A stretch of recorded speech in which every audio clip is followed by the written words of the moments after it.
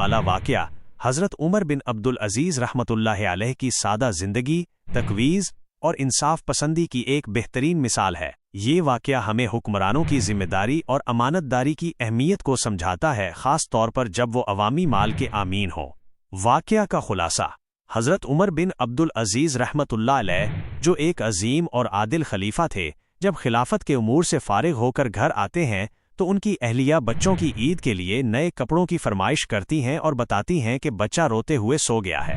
حضرت عمر بن عبدالعزیز رحمۃ اللہ علیہ اپنی محدود ماہانہ تنخواہ کا ذکر کرتے ہیں، جو صرف 100 درہم تھی اور جس میں گھر کا خرچہ بڑی مشکل سے پورا ہوتا تھا۔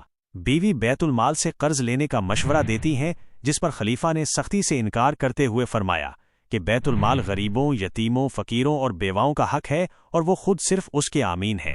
جب بیوی اپنے زیورات بیچنے کا کہتی ہیں تو وہ بتاتی ہیں کہ خلیفہ نے ان کے تمام زیورات بشمول والد کا تحفہ بیت المال میں جمع کروا دیے ہیں۔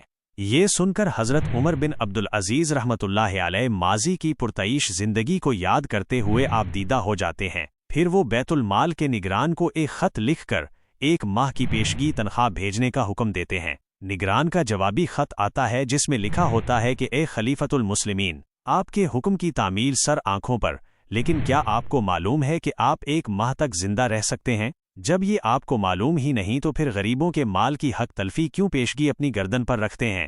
یہ جواب پڑھ کر حضرت عمر بن عبدالعزیز رحمۃ اللہ علیہ بہت روتے ہیں اور فرماتے ہیں کہ نگران نے انہیں ہلاکت سے بچا لیا۔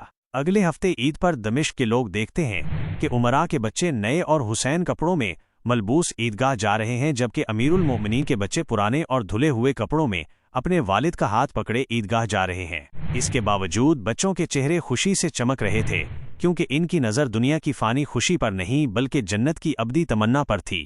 سبق آموز پہلو: تقویز اور پرہیزگاری۔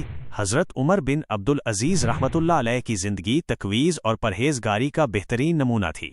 انہوں نے ذاتی ضروریات پر بھی بیت المال کے مال کو ترجیح نہیں دی۔ امانت داری: انہوں نے عوامی مال کو اپنی امانت سمجھا اور اس میں کسی بھی قسم کی خیانت یا ذاتی استعمال سے گریز کیا۔